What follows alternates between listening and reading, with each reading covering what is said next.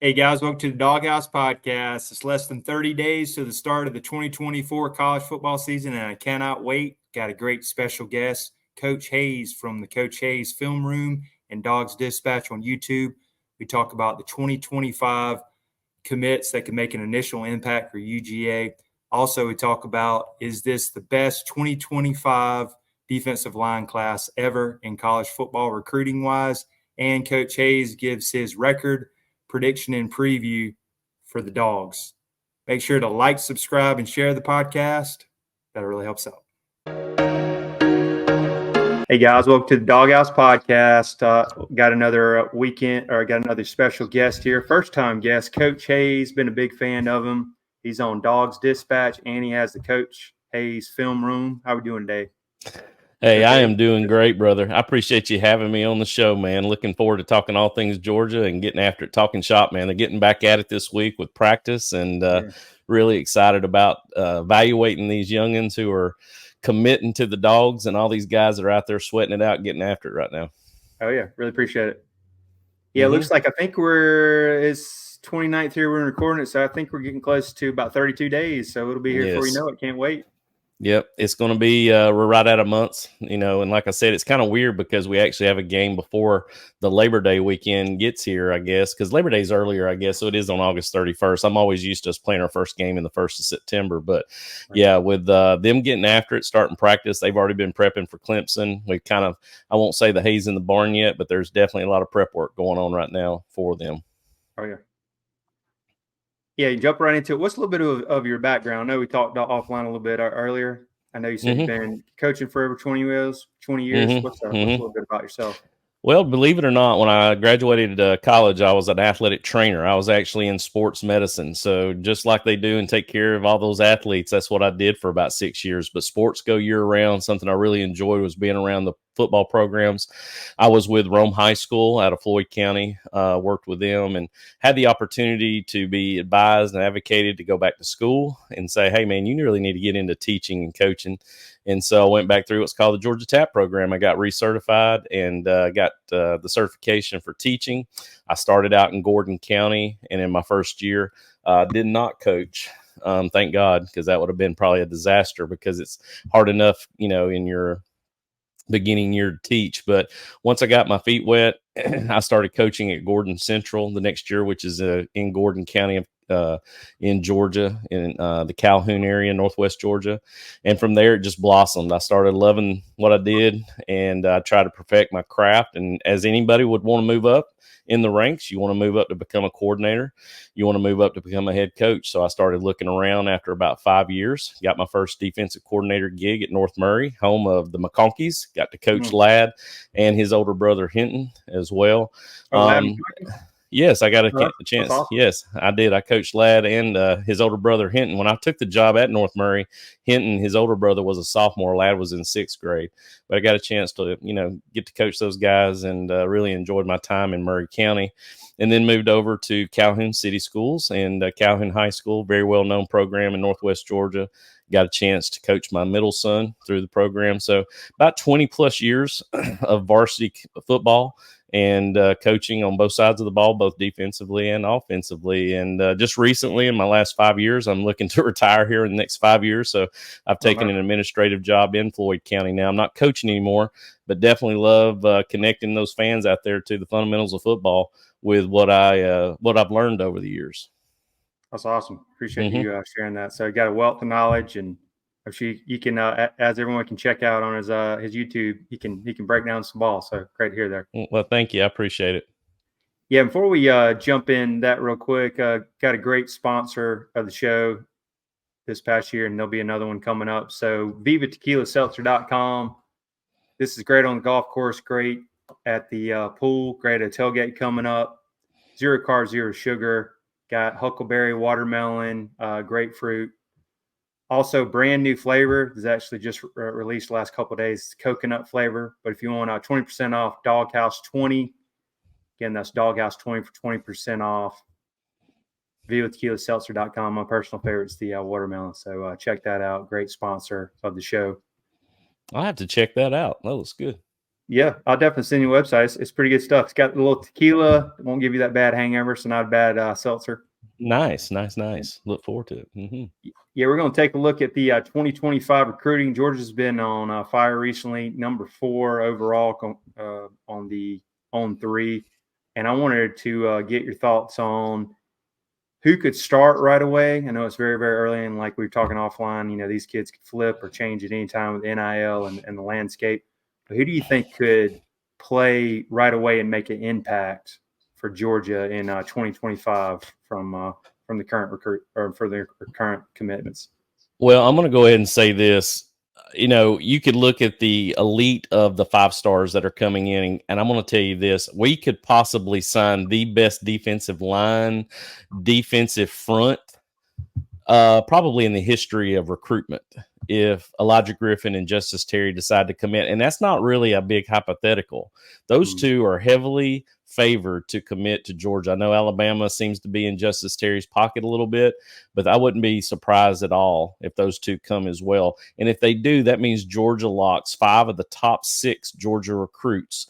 And out of those 5, 4 of them play in the front. So, if we bring those guys in, it's going to be just unprecedented what we're going to see from that group.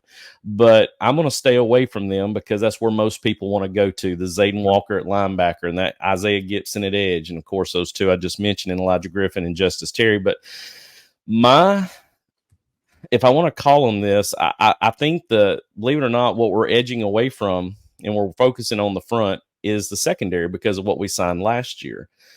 And these 3 guys that we just got in Rashad Johnson, Jaylen Morgan, and Shamari Earls, those 3 guys are thumpers.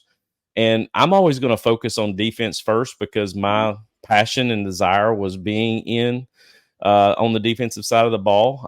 I converted over eventually to the offensive side of the ball. I've coached every individual position there is and understand the game from both sides, but I love the defensive side to begin with. So those are typically the ones that I'm going to hit on first.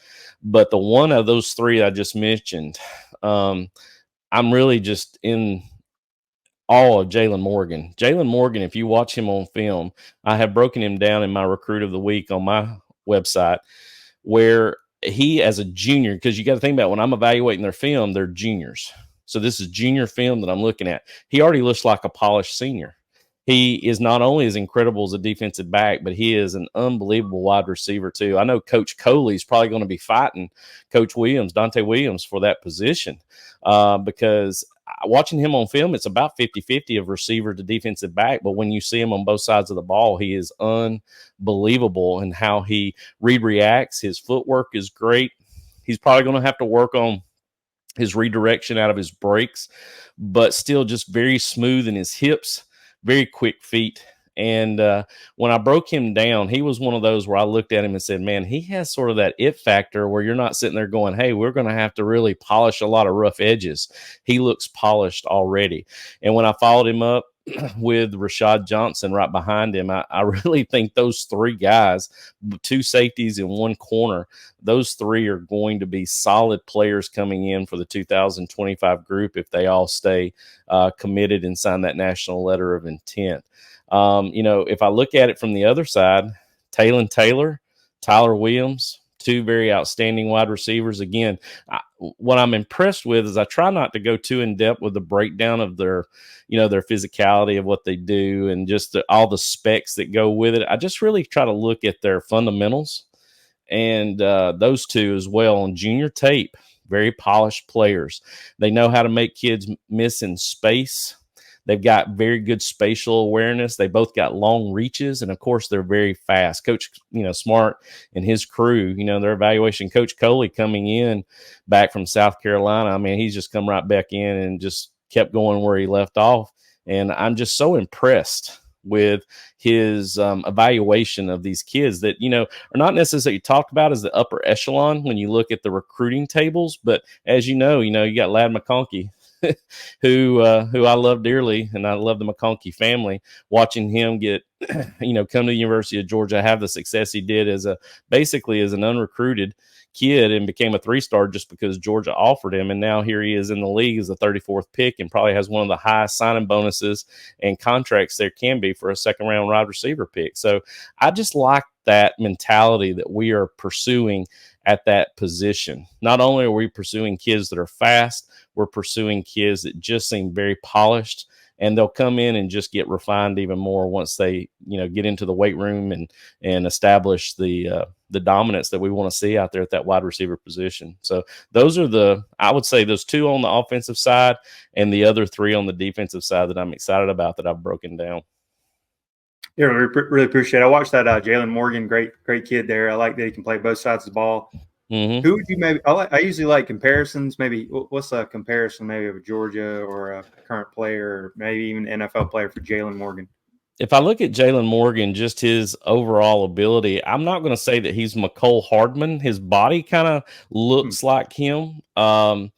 More than his speed. Mecole Hardman, I watched him in person at Calhoun when he came up and they played in the playoffs he was all they had there in their program, but I can't recall where he went to high school at, but they were playing, I think, Calhoun in the 3rd or the 4th round of the playoffs.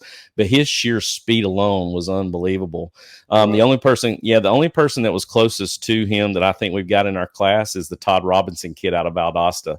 He fits that profile as well. Very fast, very elite speed, plays a lot of quarterback, but I think we're actually bringing him on to hopefully be in the defensive backfield as well. So to compare Jaylen Morgan, I would say his body reminds me of Mecole Hardman, but just how he moves in space, you're probably looking more like a Javon Bullard type. But I think he's a little bit taller than Javon. But like I said, the thing that you love about him is the first thing they show on their film is they're thumpers. You see a lot of those guys at safety. Sometimes he's great. You can cover guys in space. You've got great footwork. You've got good redirection, spatial awareness, can get off the ground and go up for the ball and play great center field, but you don't want to hit. We're going to bring safeties in. They're going to, bring the wood. They're going to come after you. They're going to let you know if you come across the middle. So, that's one reason why I say Javon Bullard, because, people who are trying to comp that know what Javon did. Bullard would bring the hat if he had to. And that's something that I like about, Jaylen as well.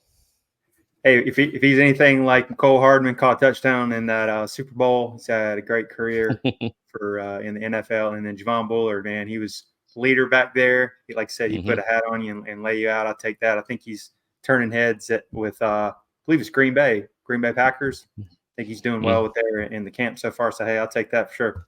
Yeah, the Power G just transferred over to from Georgia to Green Bay, no doubt. He's it's very nice to see the guys that we're getting kind of fit a complete package where you don't see where you're going to have to really take one area and polish versus the other areas that are, really good and refined. These guys coming in they're just being coached so much better now because there's a lot of great football coaches in the high school regions around the area.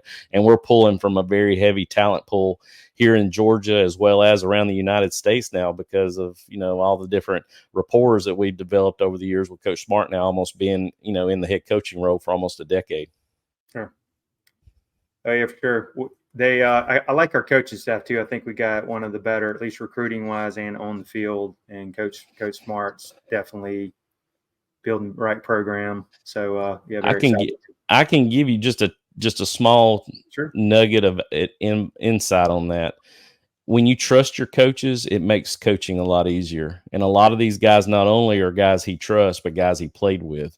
They're also Georgia alumni. There's a lot of them in there that are embedded that just help that situation so much better. Stacy Searles, for crying out loud, is an offensive line coach, been around Texas, North Carolina, but he's from the same hometown I'm from in Tryon, Georgia, up in northwest corner of Georgia. He's a country boy. I know his mom and dad very well and did know his dad very well. He's passed away now, but I know what Stacy brings to the table, Coach Searles and that coaching staff. And it means a lot when you have good rapport with your staff and there's a lot of trust there as well. It just makes the coaching perspective a little bit easier because it is a grind.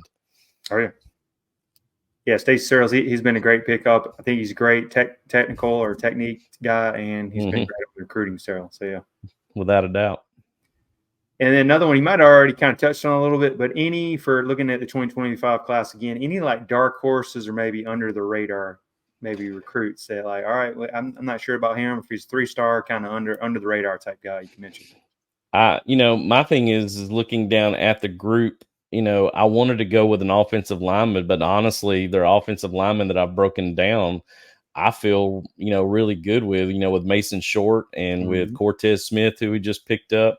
We also got the, he's defensive lineman, but Dontrell Glover, that was the other one I was trying to think of. But I'm going to go with another wide receiver. I know I mentioned Todd Robinson a second ago. I think that's going to be a kid that's going to really be on high alert to start with. But the Landon Rolden kid that all of a sudden showed up, he was not on my radar at all. On my big sheet that I had, I'm sitting here looking at it right now, Landon Rolden was not even written on my sheet of all the different people that I've been in contact with. I try to populate a list in every position, especially with dates that have Georgia presidents. But Landon Rolden is one of those that he's a speedster. Now, does he have McCole Hardman's speed? Probably not, but he is definitely upper echelon of speed. What I've noticed with his program at Northrop Coney, they use him in all different variations of the game, from special teams punt returner, kickoff returner. They put him in motion out of the slot and run the jet sweep with him. They also like him outside, and he looks good in everything. Typically, kids that have a higher leg, they're kind of long-legged, it's hard for people to cut really well and to be able to put your foot down on the ground and change direction very quickly and stay the same speed. He does a really good job of that. And honestly, him coming in as a 3-star, I know with his offer now and commitment to Georgia, that's probably going to continue to increase, especially if he has a good senior year. I think he's another one that could add to the Tyler Williams and the Taylor group and be another one of those receivers that we're talking about once spring and next summer roll around. But he's definitely a dark horse I'd like to see do well. Yeah, Landon Rolden, I think everybody, when they looked at his profile and everything, screams Ladd McConkey. So I was going to throw that out there. It's probably what everybody's thinking. Is he comparable to Ladd? I can't compare him to Ladd, because what Ladd had was his ability to move in space and change direction and break ankles was absolutely exactly what you saw day in and day out with him on the football field. Landon does not have that cutting ability, but also too, Ladd was shorter. Ladd was probably only around 5'10", 5'11" in high school. His ability to sink his hips and move and change, I mean, he would go 90 degrees all of a sudden. He'd be the same speed. I don't think Landon has that necessarily that, specific cutting ability, but as far as his ability to move in space, his ability to put his foot in the ground and get north and south and make people miss, I think it definitely runs a very close sort of comp to what Ladd did when he was in space as well. Ladd was just definitely a one-on-one when it came to his ability to cut. I mean, it blew me away watching him make people miss. And that's something that you cannot coach. That is just spatial awareness, understanding where people are in space and being able to just adjust in milliseconds to make people miss. And that's just something I've watched over the years, 20 plus of kids, that when they have that ability, you definitely want to utilize it, but it's not necessarily something you can go out and work on fundamentally and specifically with. They just have it. Oh, yeah. Yeah, really excited about Ladd. I was watching. I think he's on Twitter. He's already getting. They're calling him the receiver killer already. He's getting all our kind of receptions. He's gonna be a target monster for the Chargers. Yeah, so, Tolbert's he's already realized what Ladd brings to the table, and I really see success from that. There's so many things that I'll quit questioning now with Coach Smart, with almost having a decade under his belt and what he sees. It's like I look at the list and I've got the 2024 commits pulled up here. I've got the 2025 commits pulled up here, and there's so much. There's so many differences aligned, but yet everything just sort of clicks together like cogs in a mechanism. And it's like where he was DB heavy here, the DBs he's getting in this class are going to be a great fit to the group he got last year. Didn't get as much defensive lineman last year, but this year is probably going to sign the best defensive line group ever in the history of recruiting, with the top 5 coming from from the state of Georgia. So I am seriously impressed with how he meshes these recruiting classes together, and we just continue to see a top 3, top 2 recruiting class, and he just continues to bring that heat to to the college football in general. He is something to be reckoned with. Yeah, I think hands down the best current college football coach. I know Nick Saban just stepped down, but Kirby's the man right now and one of the top recruiters in the nation still, and he's got them rolling, and Dogs aren't going anywhere. No, they're not. Again, it's nice, too, when you're a Georgia native and you see a guy who has a dad for a head coach that coached in the state of Georgia for a long period of time. And here he is, played for his alma mater, and to see him come back as one of the most prolific assistant coaches under Nick Saban's belt, and to bring what he can do and take all the things that he liked about him and mesh his coaching philosophy about that just makes you feel very special to be a Georgia Bulldog fan right now, because it's not just about coaching these kids up, and you hear what he says about these youngins all the time, but he truly means it. There's an investment that he has in these kids because he once was one of those. And that, to me, that's the biggest humbling that you can have, because you were there at one point in time. You've experienced what you're doing to these kids. And I think that's why the kids respect him a lot, because they see that same mirror image of what they were, what they are while they're going through the program, because they know he's experienced it as well when he was there through the Donnan years. Oh yeah, for sure. It's just, I always go back to, hey, the Rick years are great. He gets you that 10-2, but Kirby is just taking you to that next level with the top 1, 2, 3 recruiting classes in the domination. You just tell the difference in the program. Without a doubt. And then one more on the top 20. On the 2025 class. Is there a top target that's maybe a must need, or you see Georgia really needs to have to try to land that'll make a difference? Well, Jonte Gilbert's probably about to commit to us as well. I was going to say him, but I saw that there was a little heavy heat that he's definitely favoring towards it. But I'm going to go back to my boy that I've been talking about since day one. We're going to get CJ Wiley. I'm going to call it right now on your show today. Okay. And I've been saying it since, he committed to Florida State. I see a very big similarity to KJ Bolden's situation and what happened last year with him. I was so disappointed when Bolden chose Florida State, and I did not realize what was going on in the background. And man, Coach Smart never gave up on them. He continued to recruit him all the way up. And it goes to show that when there's real actual things happening and you're staying invested with these kids, regardless of where they're committed to, it just goes to show that, nothing's safe until we get to, early National Signing Day with them signing their NLIs and getting that taken care of. So my guess is CJ Wiley is going to be a Georgia Bulldog before it's all said and done. And what if we land Elijah Griffith, Justice Terry, and CJ Wiley and add it to these 22 recruits we have right now? And of course, Gilbert possibly could be favoring us as well. We will have, I don't care where we finish in the rankings. That doesn't matter to me. We will have one of the most solid recruiting classes I've ever seen, especially with that defensive front as well added to it. That's awesome. You heard it here first. Coach A is giving his crystal ball, CJ Wiley to the Dogs, to the good guys. That's have to keep my ear out and watch out for that. That's awesome. I hope so. Maybe we can use it one day for a short and say, hey, Coach A said something about that. There he is, 100% for 2024. There you go. No doubt. And then real quick, since we are coming up on college football here in less than 30-something days, wanted to get your maybe prediction, 2024 brutal schedule. Maybe get a preview and prediction for the 2024 team coming up. Well, there is a solid chance, with 12 ball games being played, that I have predicted that it's very easy this year that if you can stay healthy, 1 loss to 0 losses definitely fit the table, even staying healthy throughout the season. If we lose somebody, I don't know if that changes the whole perspective or not. But just looking at the schedule, the first thing that glares at me is the Clemson game opening up and looking at them as a barometer, because Clemson, is what they've done in their past. Their history shows with Coach Sweeney. They've been successful. They're beginning to decline over the last few years, but I still think they'll be a good barometer for us as a first game playing in the Dome. It'll make me feel a little bit better as we head towards Kentucky over the Tennessee Tech game to Kentucky.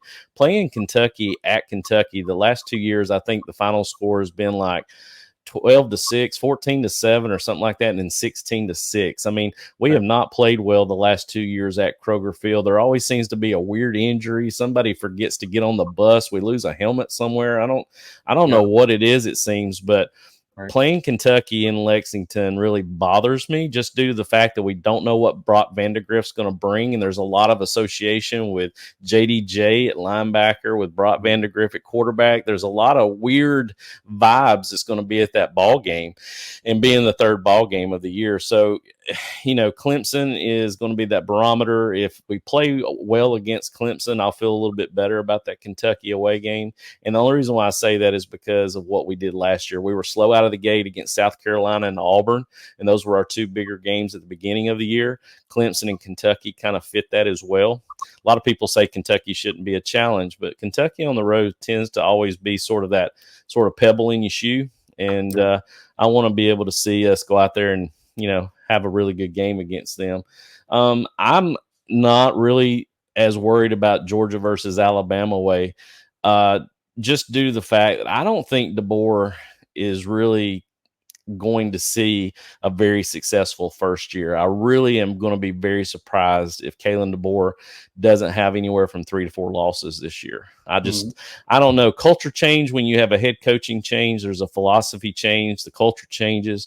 And, it just goes to show, when most head coaches show up to a new program, they can't ride the coattails of the previous head coach. It comes down to it. I just don't see the Alabama. Now, I'm going to say this. The Alabama game, to me, is the most important game we play all year. We've got to get that monkey off our back.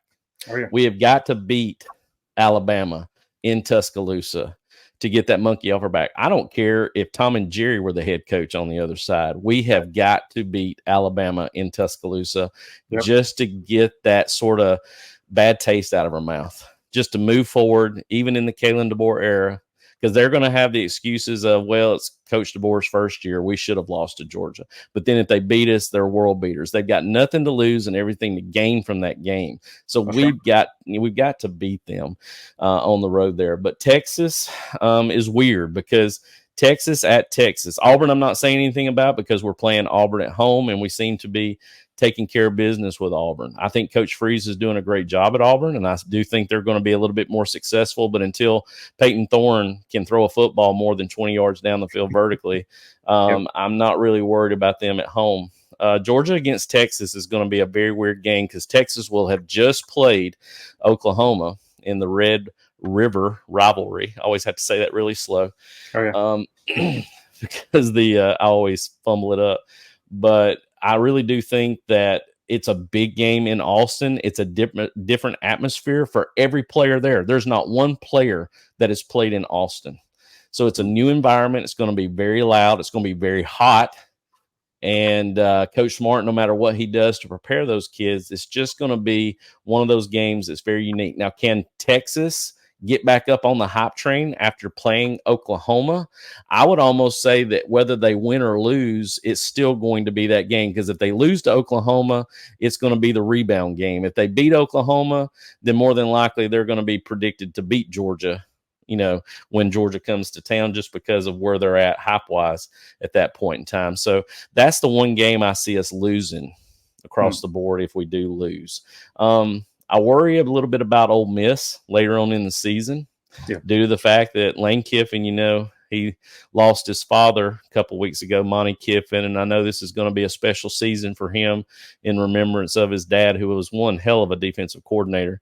Brought in the Tampa 2 with Tampa Bay Buccaneers is something I used a lot defensively too. But I know he'll be living off of those vibes, and he does have a stellar defense that he's brought in. The only problem is stats show that mercenaries that come in as a transfer portal, I call them transfer portal mercenaries. Right. I don't really know if they're going to be able to solidify and create the chemistry that they need to be a top 5 contender. I don't even know if a top 10 contender. It really just depends on what the offense can do. But they do bring back Harris and wide receiver, Jackson Dart, one of the more dangerous quarterbacks are out there running and throwing the football. So, playing them late in the season could be, especially playing them in Oxford, could be, a hiccup for us as well. So I see us, if we do lose 2, we lose to Texas and possibly Ole Miss towards the end of the year. But I really do think a 1-loss season would be fine. And honestly, if we lose 2, we're still in the playoffs. Probably not playing the SEC championship, but definitely in the playoff grind. But it's so new this year; everything's unprecedented. We just don't know what to think. But I'm gonna say this: if we go through this season undefeated, we should be winning, reigning national champions. I know that because we've got a brutal schedule. Completely agree. I'm on the same wavelength. I'm in that 11-1 on a good day, 10-2. Mm-hmm. Can still miss the SEC championship game because it's a marathon, not a sprint. Maybe save our legs if we can just stay healthy. You could ask one thing: what does Georgia need to do to make it to the playoffs for the national title? Is stay healthy.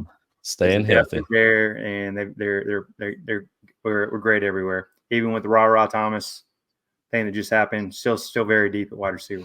Yeah, well, if you look at what happened with C.J. Allen and with Raylan Wilson. I mean, those 2 kids are great linebackers, but when you're young and you're trying to execute and the game is coming at you 100 miles a minute, no matter how good of an athlete you are, it's hard to execute because I've always said you can't be fast and confused at the same time. And that's what happens a lot. And we got to see the trial by fire that they had to go through. And now after a year's worth of being under that regime, now they come out the next year. I see stellar play from those 2 probably this year. It's the same principle. It's tough when you're looking at those guys who get hurt and you have to replace them with younger, very elite talent, but yet you're still going to see mistakes. You're still going to see those hiccups that just make you want to pull your hair out. And when you're playing elite talent and they take advantage of it, sometimes that's not so good for the team that has the younger kid out there. But that's what you have to do sometimes. You just have to sometimes throw the young bucks into the deep end and let them hunt. We'll see what happens. Yeah, very excited about the start of the season. We'll be here before you know it. And Coach Hayes, really appreciate you coming on. How do we follow you on social media and your other YouTube channels? Oh, man. I appreciate you having me on. First off, thank you for the time to let me come in here and just bore everybody to death. But I try my best to stay on Twitter and YouTube as much as I can with my social media account, which is at Coach Hayes Huddle. And that is Huddle spelled with HUDL. Also on the Dawg Dispatch with John Smith, who's at John Tweets Sports. And we do a podcast as the season begins. We'll be doing that. Actually, we'll have 3 shows a week that we're going to be doing. Our website should be up very soon. John has just come back from the West Coast and came back very sick. And so we haven't had a chance to have a show here in a while, but we're going to be trying to do a pre and post show and doing a middle of the week show to kind of preface what we're going to be facing during the end of the week. But I also have my own channel as well. And I'm on all social media accounts, Twitter and YouTube mainly, with Instagram and TikTok as well. Yeah, make sure and check out Coach Hayes. Got the Coach Hayes Film Room, Dawg Dispatch. He's also on Twitter, TikTok. He's everywhere. So check out him. We really appreciate him coming on the show today. Thank you for having me. Thanks again, Coach. And if everybody's still around, make sure to like, subscribe, and share Dawg House Podcast. And we really appreciate it.